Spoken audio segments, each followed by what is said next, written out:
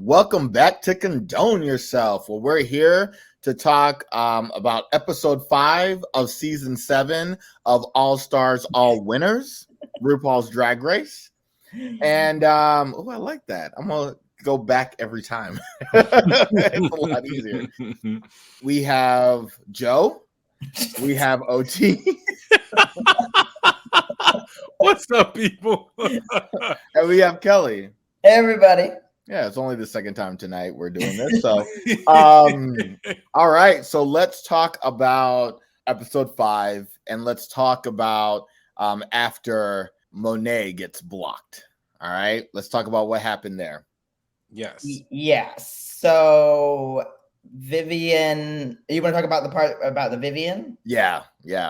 So Monet comes in, as we mentioned in the last episode, if you listened, it was nice. Monet, I was worried that she wasn't going to keep the secret going, but she did. She did in her own way, keep it going, which was great. The Vivian talked a little bit about why she picked Monet, hadn't been blocked yet. But then, seemingly unprompted, out of nowhere, the Vivian decides it's her time to just say, I actually was going to pick Jinx. Right. No. She didn't say it that obviously. She said I was planning to block someone else, but they were unavailable to block. And the only unavailable person was Jinx. So that okay. Yeah. But unnecessary, shady, but also fun. Yeah. I mean, they are similar. They do have similar skills for sure. I think it is a mistake to go after one individual person and think that way as like not when that person is Jinx. But then when that's your only there's other competitions too. Like there's other people that could take you out, or there are, but none of those people are Jinx.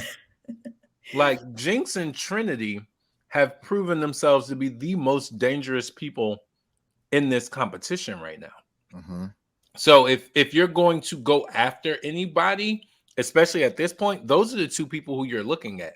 Well, Vivian's star is rising too, so people are probably watching Vivian. Sure. But yeah, Jinx right now, I thought Shae was going to be the person to beat, but Jinx is really proving herself a formidable competitor. Jinx and Trinity have both been in the top 2 more than once. Yeah. And there's been several there was improv, there was snatch, there was another acting or something one, right? There's a lot of things I think that have been playing into Jinx's wheelhouse so far, which has helped her too. Except for the ball. Except for the ball. Yeah. Except for the ball. So that's fun, a little rivalry blossoming in the workroom. A fun one though, a lighthearted rivalry, I would say. And it's from mutual respect. Like, yes. It's from a place of saying, you know what? I see that you and I have a very similar skill sets, and I appreciate that. But that skill set is also the skill set I'm using to win. So I need you out of the way. Yeah.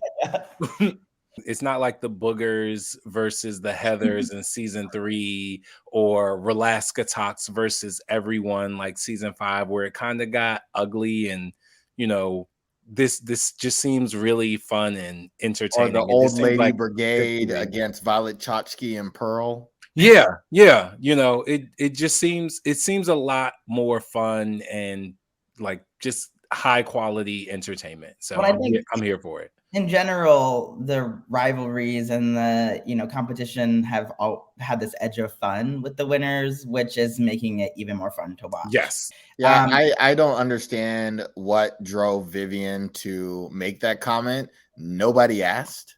So that's another one where you're just like, shut up. Okay? Like, seriously, are you trying to win a game?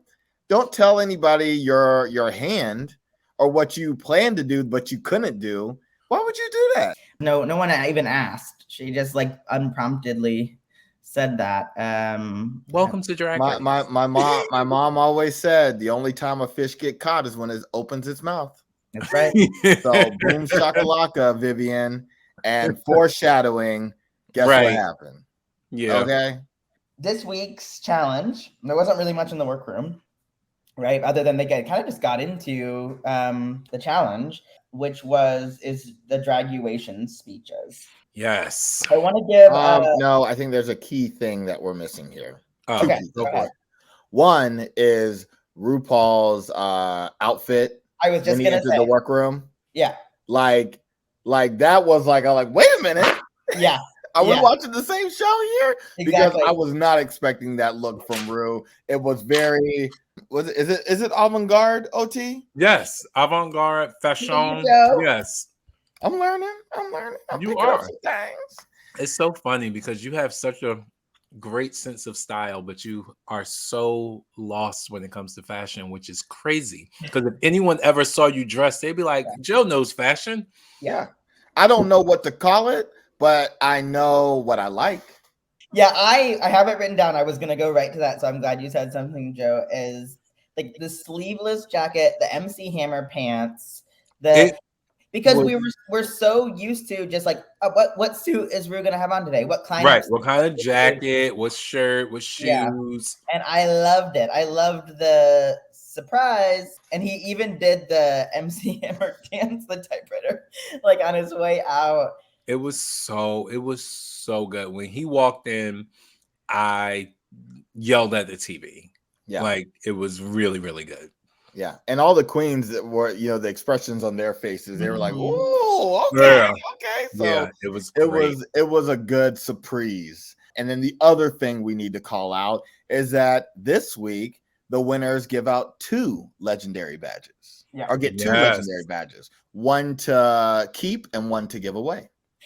And I liked how people got real excited to think like I'm gonna get 2, and then like, oh, one to give away, one to give away.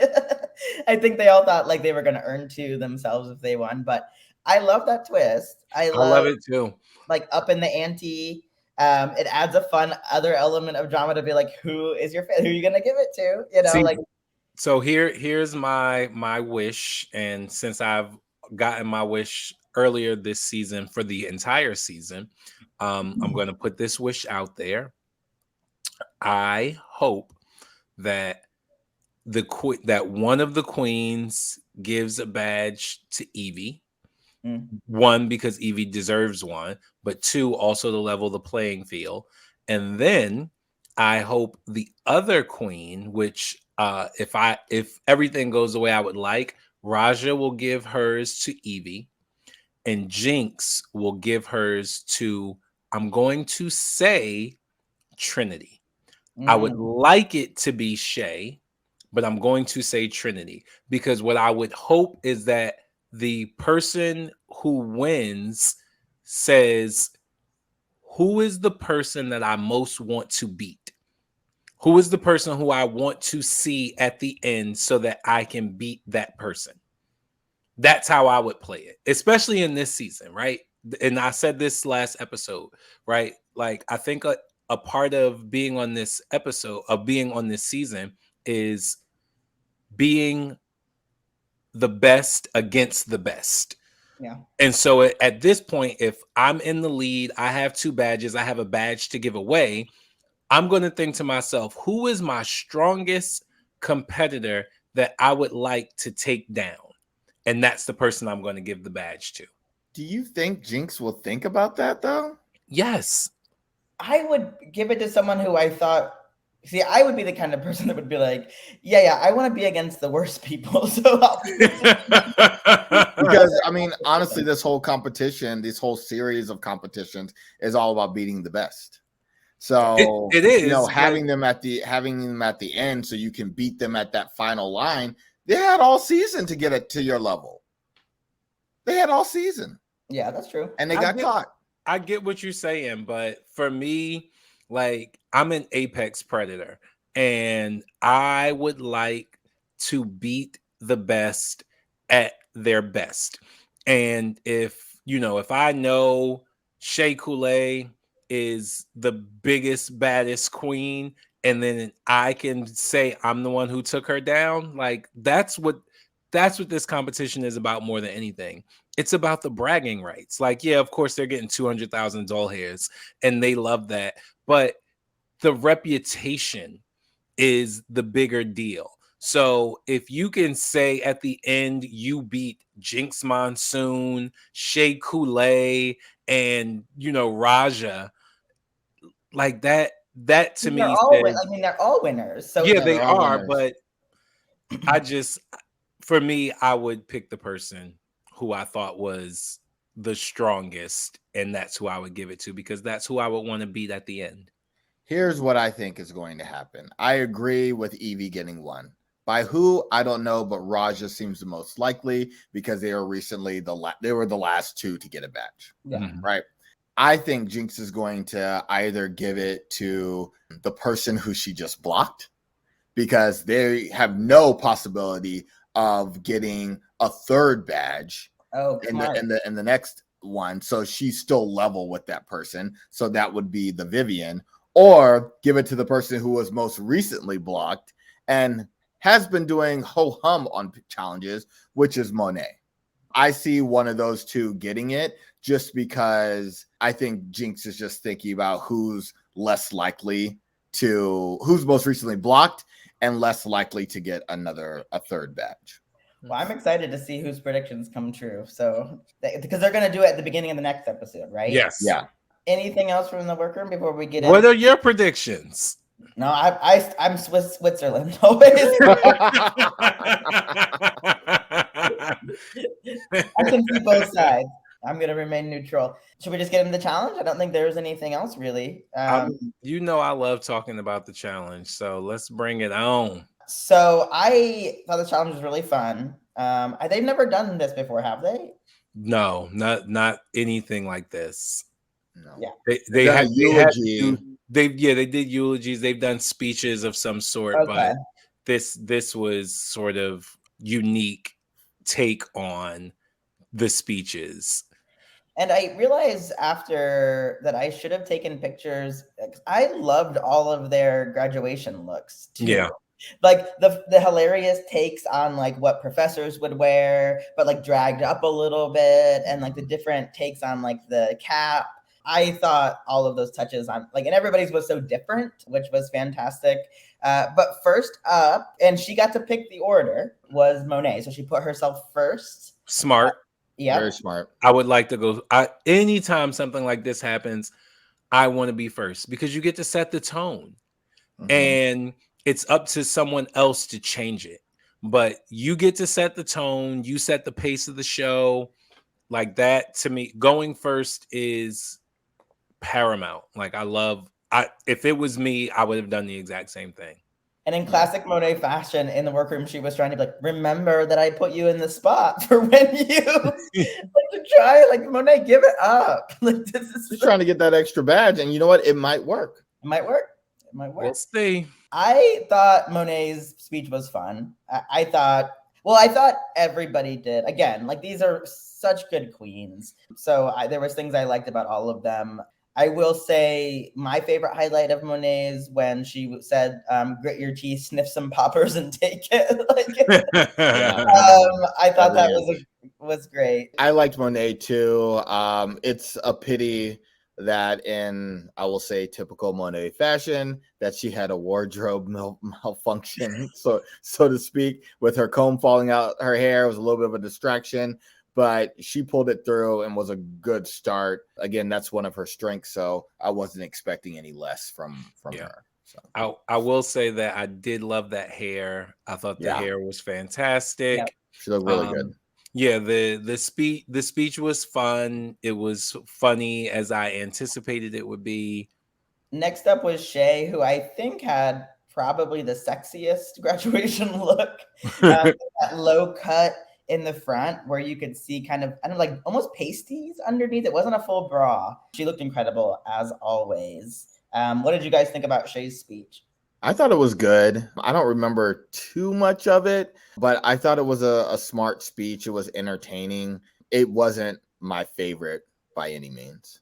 I actually thought Shae's was one of my favorites because of the fact that she was able to mix really well, like the emotional portion of it and draw you into the emotional story and really, really tug on your heartstrings, and then go back to being funny, and then come back and tug on your heartstrings again, and then go back to being funny.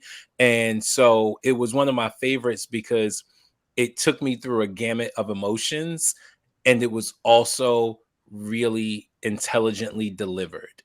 So that's why I really enjoyed Shae.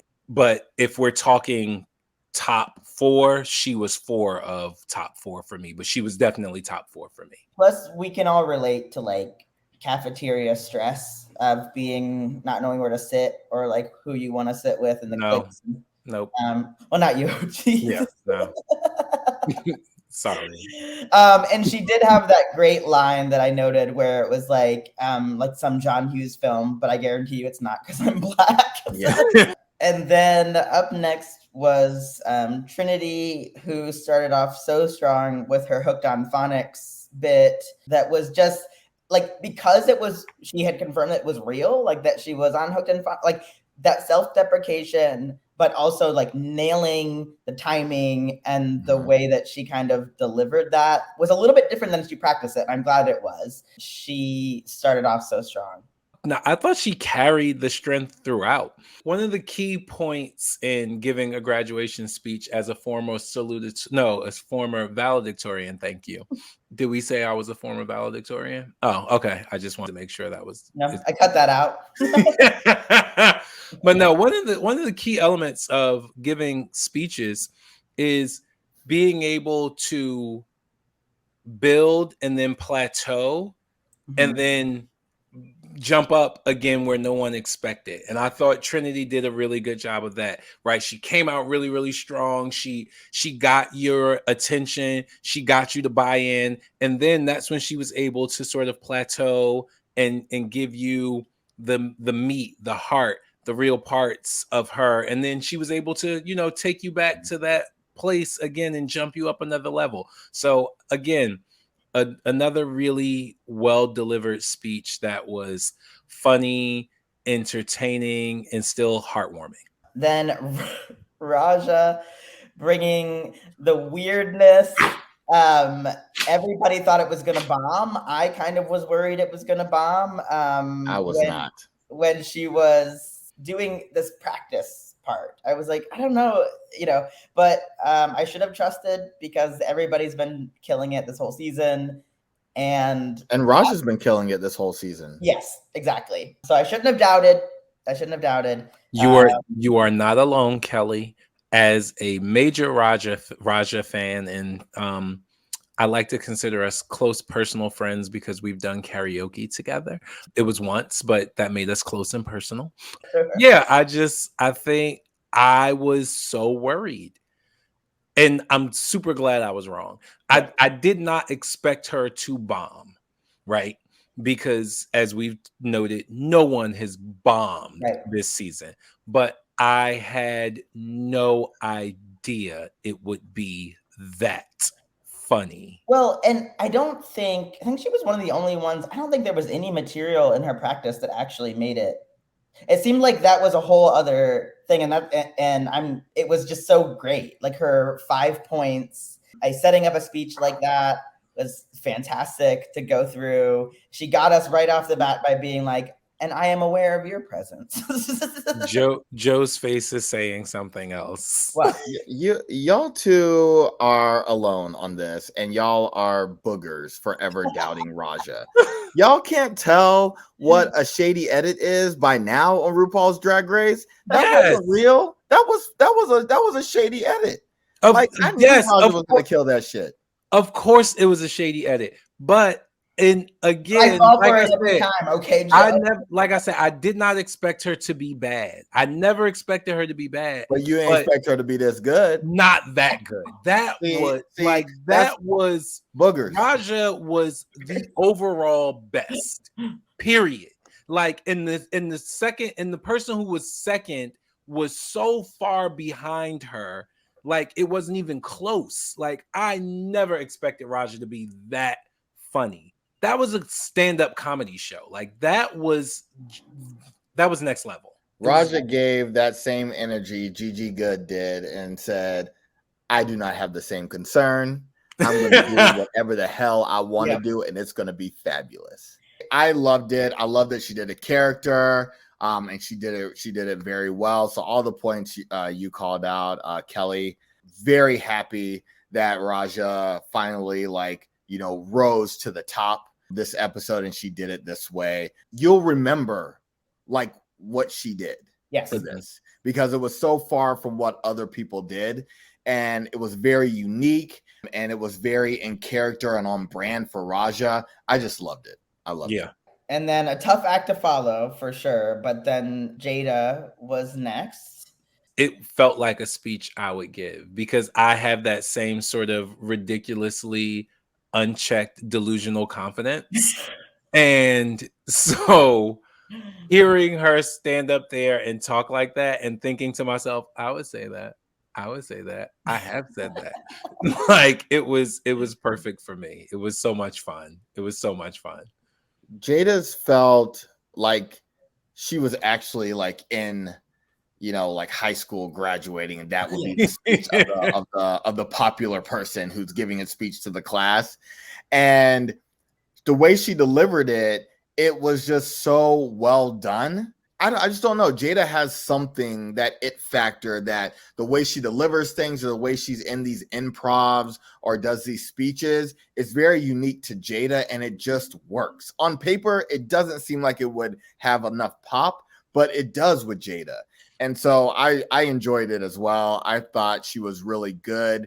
It's not like my favorite speech, of course, but it was just really entertaining. And Jada just is very consistent, in these types of challenges. I can tell you what the thing is that you're talking about, or at least what I have found with Jada.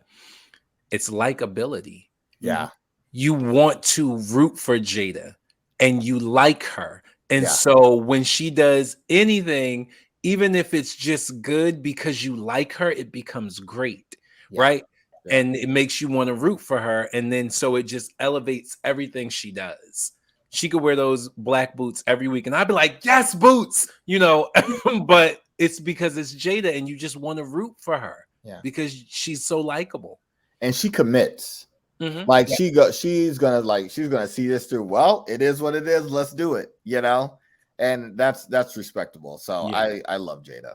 My favorite line from hers was, "But you're all alive, and this would be extremely awkward if you were." That got me. That one made me laugh out loud for sure. Next up was Evie in the most classically Evie graduation outfit that ever existed, with the graffiti and the drawings all over it. Started out with a purposeful stumble. The thing about Evie's that I admire is she didn't have any cards, and she didn't stumble, no pun intended, but she didn't really stumble through it. It was like she was reading off cards, but she wasn't, and she killed it. And the messaging about failing and that's how you grow was really deep, and I don't know, I liked it. I thought she did a good job. I thought Evie had the second best speech, and I think this was another week where Evie was robbed. I thought that speech was so poignant. It touched on a universal understanding that we all fail, that failure does not define you, that failure can be your catalyst for your success. It was such a universal message. It was so well delivered, plus everything you said, Kelly. So I thought this was another week that Evie was just robbed. I agree. Evie's speech had a specific point of view, and it was delivered really well. The fall really fell into the fail, thing. And so I really enjoyed Evie's speech, and it's memorable. It was entertaining, and it felt probably the most like a true graduation speech, and not like a shtick. That could be the end of any high school movie or college graduation thing, and resonate with everyone watching it. So I really enjoyed it too, and I thought she was robbed. I'm curious to see what specific elements are the judges grading these off? Because if it's just like pure comedy or that heartfelt side or whatever, because I agree, Evie should have definitely been in the top 2. Well, based on the feedback they were giving during the practice, it seemed like they wanted both. It seems like they definitely wanted comedy, but they definitely wanted some like deep messages and some heartfelt stuff too. And so, yeah, I thought she nailed it. And again, I was just so impressed that she did that all from memory with the time that they had. Even like the most experienced people like Jinx were reading off of their cards. And so that really impressed me. And I agree. I think she got robbed again. I don't know what it is. Maybe the judges just aren't like relating to Evie as much as the other queens or something. I don't know why they're missing the mark on her. But speaking of Jinx, was up next. Expect nothing less from Jinx than a really good speech and kicking it off, being confused at being at the wrong graduation. was a great bit, and like a little call out to like Hogwarts. And then of course the joke that it was one of the best of the night was like, whatever year you're watching this on YouTube, she's just so smart. Like she just thinks of these very smart, witty things to say. So this challenge played right into Jinx's hands. I mean, especially since she didn't even have to improv. She could write these jokes down. I thought she did great. Right. Yeah, she nailed it. And just like you said, it was the little pieces that she threw into the speech that really made all the difference. It was smart on so many levels. And so, yeah, I mean, but it's Jinx. So Jinx did what I expected her to do. It was funny. It was a good speech. Definitely the top in my opinion. But again, you know, I was really rooting for Evie for this one. Yeah. And as one of the judges that I think maybe Michelle, it's like it's also very hard to make light of something like trauma and that big topic of like not letting your trauma like eat at you from the inside. And somehow she made it work where we still got the message, even though she made like a lighthearted way around it, still hit at the heart of it, was just very well done. And then finishing up was the drunk Vivian. The shady placement by Monet, by the way, for the Vivian blocking her. Right. But the Vivian, again, I think the judges mentioned this too, but I noticed it right away, was in character the entire time. Yeah. Just back there hamming it up, her card tucked into her bra. Like the little things, you know, that were just, and I didn't notice till I rewatched it. She lost her shoe when she stood up. So she was standing on one shoe. I thought, you know, like, and I think the judges said, or the people during the practice, it's like, you know, doing a drunk thing could easily go south, you know, and kind of be repetitive. But of course, as the Vivian, she killed it. I liked how she poked fun of the others, kind of like it was a roast. Especially that joke about Trinity finishing on top of her professor. Even Trinity laughed at that hard. Viv killed it. It's very easy to look at that sort of drunk character and go, uh-oh, this might be too much. Yeah. But she had just the right balance. And that's such a hard balance to strike, where it stays funny and doesn't veer off into annoying. Yeah. And she was able to strike that balance, and for that you get points. I think Nikki Glaser gave, I think it was Nikki Glaser that gave this advice, like, you know, no one likes to listen to a drunk person. Yeah. You know, so if you make the jokes quick and short, it's going to be great. Yeah. You don't want to hear anybody rambling on as a drunk person. Right. So that was a really good advice and that Vivian took. And I agree. It was a really strong speech. I was thinking like the Vivian could have snuck in for a top 2 as well. I also thought she might have snuck in. Yeah. So, I mean, it was really good. Again, it's getting really hard to determine like who the top 2 are going to be each week. And that's good. That's a good problem to have, you know? Yep. Because this week I had zero idea. When they went back to deliberate, I was rooting for Evie. You know, I was rooting for you. I was rooting for Evie because I thought she got robbed last week. And then, of course, to see her get robbed again this week, it just broke my heart for Evie. And, you know, luckily Evie has a really resilient sort of personality and a great attitude. So Yeah. I don't think, whatever we see this coming week, I don't think she'll take it personally, but I hope she has some questions, because I think they would be valid. Normally we see people come in the workroom like, I should have been in the top. And we're like, girl, what show are you watching? But I think if Evie made that argument, it would be a really valid argument. The one thing I will say about the Vivians, unless I'm misremembering, I don't remember her touching on anything kind of heartfelt though. Yeah, so I think that was the only thing that kept her from the top two, is it was more shtick and a finale speech than it was like a heartfelt graduation. I think that's probably the thing that kept her out of the top two. But she passed out at the end, and it was so good. What a good fake fall. I mean, so good. I'm positive she bruised herself. That was like a very the Vivian is thick, so she might not have. Anything else from the challenge or like the worker? I think we can just get into the runway, right? Yeah, I'm here for that. The runway. And I like that we're including Rue in the runway. And this outfit, the color blocking is actually, now that I'm looking at it, is kind of getting feedback. Are you hearing that? No, that's me. That's me breathing. Oh, I was like, what the hell is that? panting. I'm panting.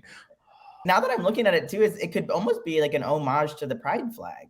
Like there is like a bit of a rainbow here, but it's gorgeous. It is, and the hair is gorgeous. She's been taking it to another level this season. She looks like one of those custom yearly Barbie dolls. That's what she looks like. I'm here for all of this. Like, this is a wet dream for me. Like, I'm here for this, Rue. I love this. I love all of it, especially that hair. That hair looks like she is walking through a wind tunnel. Yeah. We don't like it. Just be honest. This picture is a lot better than what I experienced watching this, but I remember specifically me and Corey. So I'm not alone on this. Okay. I'm alone here, but I'm not alone in this. I did not respond well to this at all. I don't know what it is. The silhouette's fine. The hair is fine. Makeup's fine. It is something with the color blocking that is confusing my mind, and I am not responding well to it. But it's a beautiful like shape. I can't get something with the colors are distracting me. There is no wet dream here. It's a very dry dream. And the only thing I will say I like is the little bit of green at the bottom, because I love me some green. Okay. Me and Joe never agree about fashion, so it's fine. We do agree, just not on this one. So this week category was veiled something. I can't remember the name of the category. It was veils. But I don't remember the funny pun that they made. Kicking us off was Monet, and Joe is waving us forward. Joe, you don't like this? So no. I don't. I get that she's a caged bird, and I get the veil was the blanket she had on her head before the cage is the veil. Yeah, the cage is the veil. The cage is the veil. Yeah. Okay, well, I don't like it. I don't.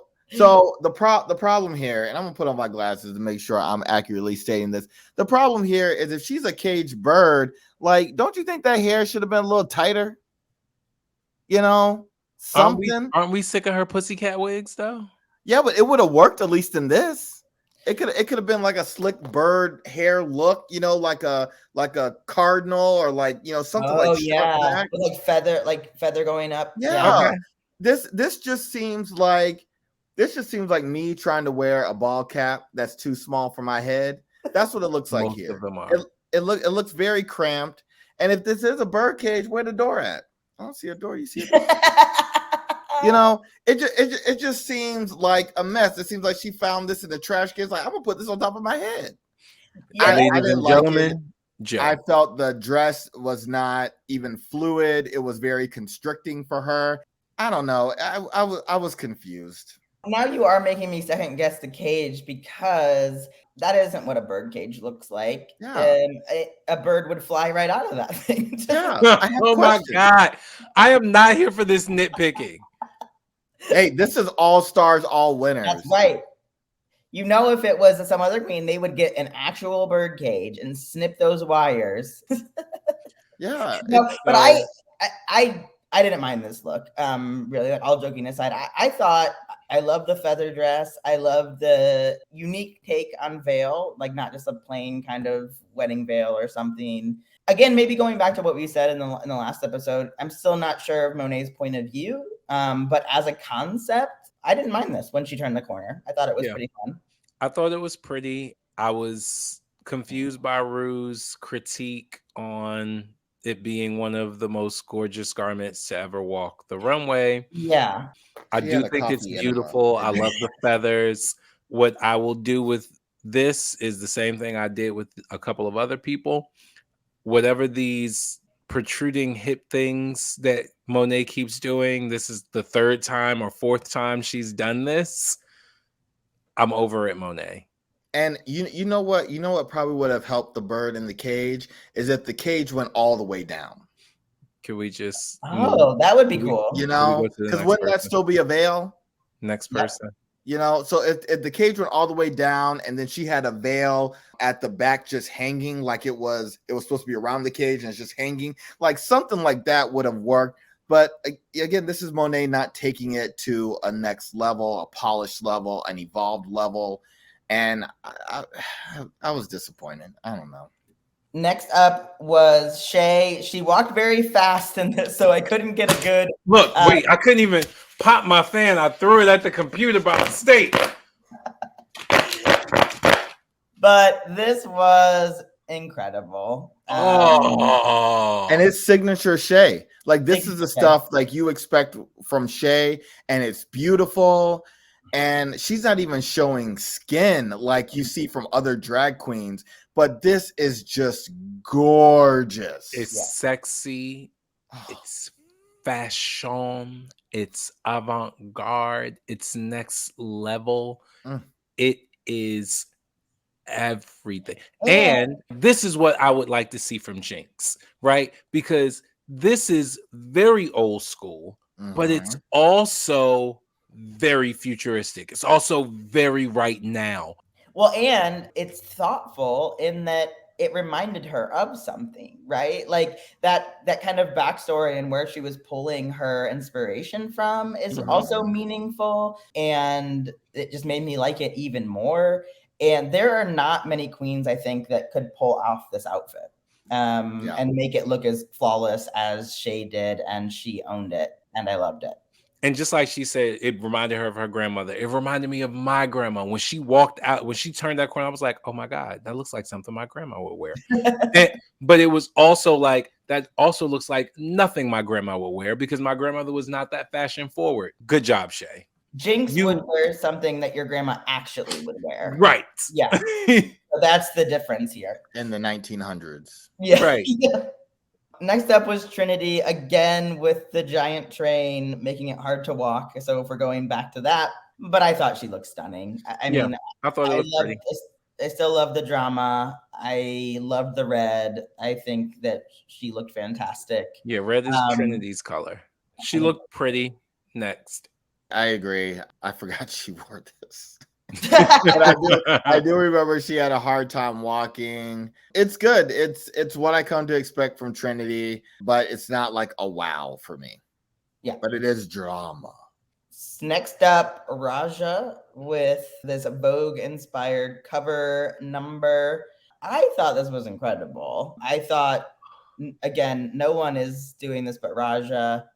And even thinking about the name meaning veil in French, like those thoughts that went into it. She was like, it's veil in French, so that's extra points. Yeah, Raja's like, you gonna make me top 2. Yeah. Okay, you gonna make me top 2. You better put my points down. Put it down, Michelle. Put it down. Yeah. And again, look at all of that fabric, and somehow I think because we peak the leg and the shoulder, it doesn't bury her. She's just so fashion forward. It's gorgeous. I love this look on her. Yeah. And I love the blue gloves. I love it. Yeah. OT? Everything about this outfit is giving me an orgasm. Like, it's so good. The cover of the magazine is everything. And when she stood still and it opened up properly and it really looked like a magazine cover for a moment, that was next level.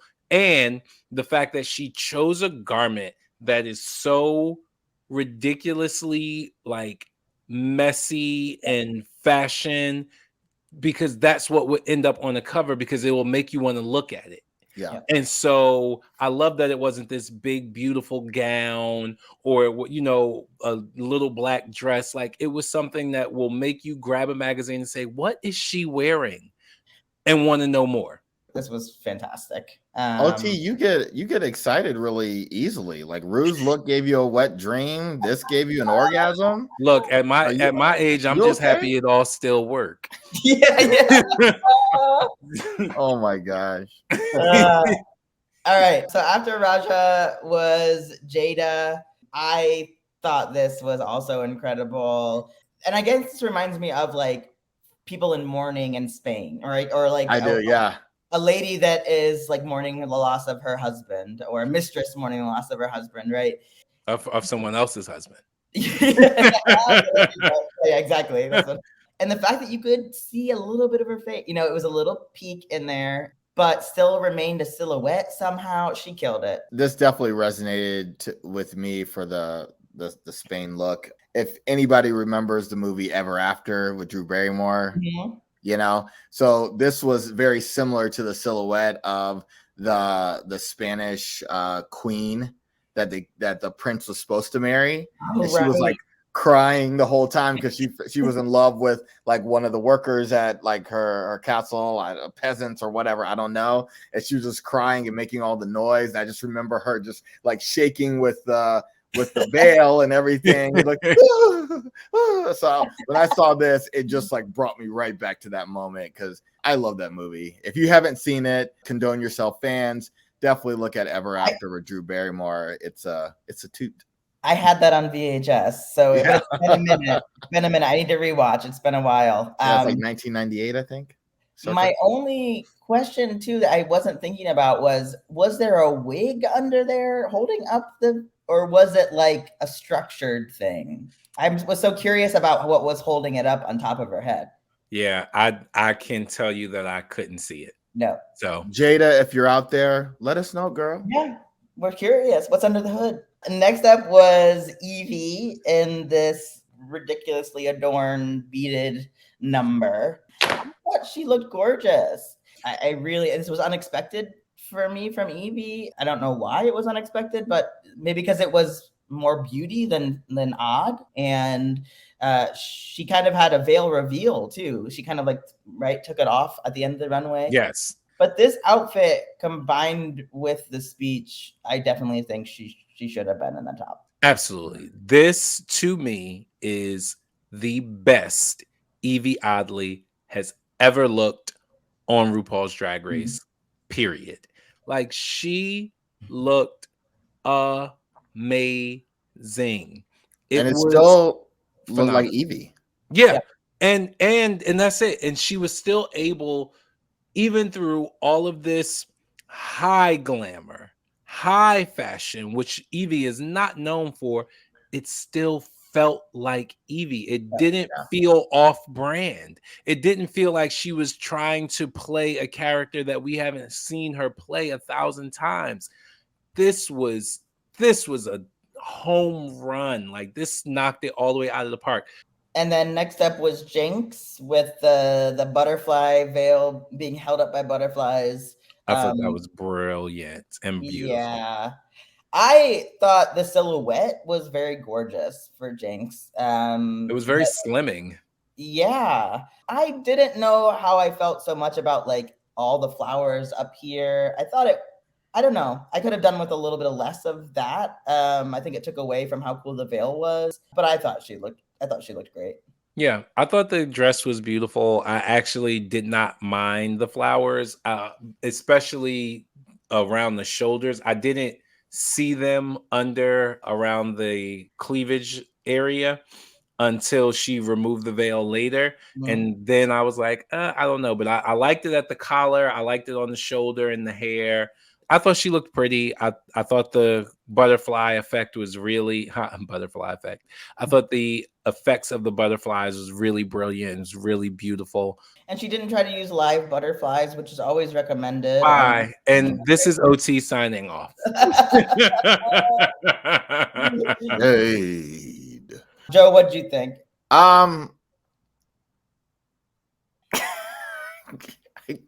I liked it.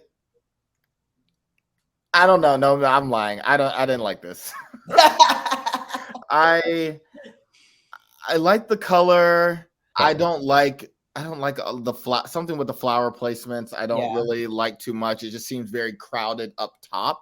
And I don't like the shape of the veil. I get the effect. It's very smart with the butterflies, but I just didn't. I never respond well to this either. It just looks like, I don't know. Are you a ghost? and that I have a problem with because I don't like ghosts. So I don't know. I was a little underwhelmed. Jinx, you in danger, girl. Here's the thing. I don't look for Jinx for fashion, so I'm not expecting much. But I am loving the fact that Jinx is taking her drag, garments and stuff to another level, and it is polished looks. I just don't like it. Yeah, just not your brand. Not my brand. Yeah. What was my brand was this amazing number by the Vivian, which was haunting as well as sexy, as well as stunning, somehow a bit of all of it. And she killed it. I was not expecting this at all when she turned that corner. And this was, I think, my favorite of the night, actually. Back to back, great looks from the Vivian. Yeah. From last episode to this one, like this is like on brand for the Vivian, but it has a wow factor. Wow. Yeah. And so the presentation of it, it's just good. I'm very excited now to see what the Vivian will bring next to the runway because it feels like she is all warmed up and ready to go. Yeah. And those that are not watching on YouTube and listening, OT has died of being stunned by the Vivian's amazingness. If OT has already had a wet dream and an orgasm, what did this do to you, OT? I just died. I died. Like my heart literally stopped. When she turned that corner, I stopped breathing. Like for real, stopped breathing.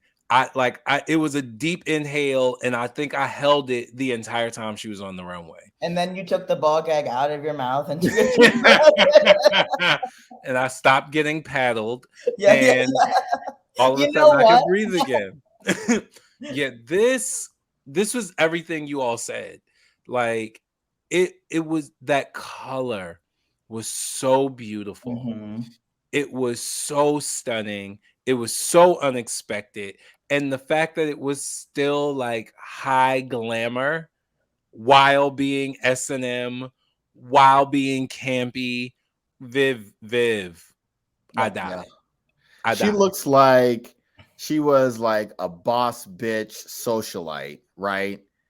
And, at an event on a cruise ship, fucked around with somebody or messed around with somebody, and they decided to kill her and throw her overboard in her gown. Yeah. And this is her like falling in the water, trying to get the last ounce of breath. Come on, this is story. You better give me story. Look, it's like S&M gone wrong. Like the BDSM went too far, and she didn't wake up, and so they tossed her over. It was beautiful. Beautiful. It is. And elegant, surprisingly. Yes. And this is a memorable look. I mean, you will never forget this look. Yeah. Mm-hmm. Yeah. It's haunting, like Jinx's ghost outfit. With butterflies. Asia's butterflies. Ways. Those were Asia's butterflies as ghosts.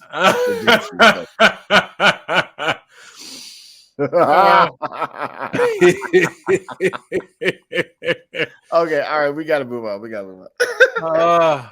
So that was it, and then as we discussed throughout, there was a little bit of controversy. There could have been several people picked for the top. But who were picked was Raja and Jinx. Jinx. Yes. Yep. And they did Better in Color by Lizzo, which I love that song. Good song. And I did love, even though she parked and barked most of the time, that jumpsuit that Raja was wearing, that sparkly jumpsuit, was stunning. So again, like even though she was just doing the park and bark for most of it, she looked stunning. Yeah, Raja sells sex. So yeah. I mean, she just and glamour. I mean, she just yeah. She's just, and now with the gray hair, it's regal too. There's an extra element of like, I've earned this, you know. But yeah, Jinx won that lip sync. Yeah, very easily. This was not a song for Raja, and the only time Raja has lip sync, it was a sexy song. And then Jinx returns the favor for the Vivian, saying that she was going to block her by blocking the Vivian. Right. To continue the feud. You have been blocked. So I thought that was pretty funny. And I like their fake fighting at the end on the stage. That was the very end. I thought that was cute. Yeah, I think we can just move on to condos and condones. Condos and condones. We need a song for that. I'll go first with condos. We'll start with those. I really like the graduation speech category. I love when they can mix heartfelt with comedy, you know, and kind of pull at the heartstrings at the same time as being hilarious. So I really enjoyed that category. That was my can do for the week. Joe? I'm going to say I really enjoyed Rue switching it up with the entrance room look. I love that. Keep surprising us, Rue. Not so much with the gown on the runway, but at least for me, Rue. But I really like that. Was a pleasant surprise, I wasn't expecting, especially after this many seasons of Drag Race. My can-do was Nikki Glaser. I thought that she was funny and really honest in a way that helped elevate every single queen's performance this week. My condone was the other guest appearance, which was the rando insertion of Nancy Pelosi. Didn't really have anything to do with the challenge, or it wasn't a political speech challenge or anything. And it's like, I do like how this show promotes voting, and they always have the signs at the end and stuff. But that to me just seems so random. And forced. And forced for sure. My condone is for Monet. Don't sleep on this competition and focus on strategy versus actually performing and, you know, making it in the top two.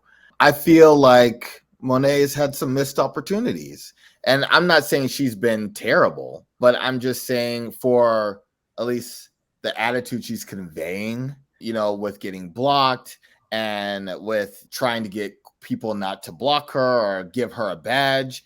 I feel like she needs to bring something more to the table. Yep, I agree. My condone is for the judging panel. Don't water down the show by not giving quality critiques because these are all stars. And plus, that really will help us understand why these two people made it in the top two. Yeah. You know, what are the things you're seeing and not necessarily calling out that, you know, was like, oh yeah, that's a good point. That's right. Because we have come to really respect the judging, and the reason why we think it's watered down is because we know what they would be saying in certain situations. Right. And because they're all-stars, they should be able to take it. Absolutely. They're not above getting critiqued.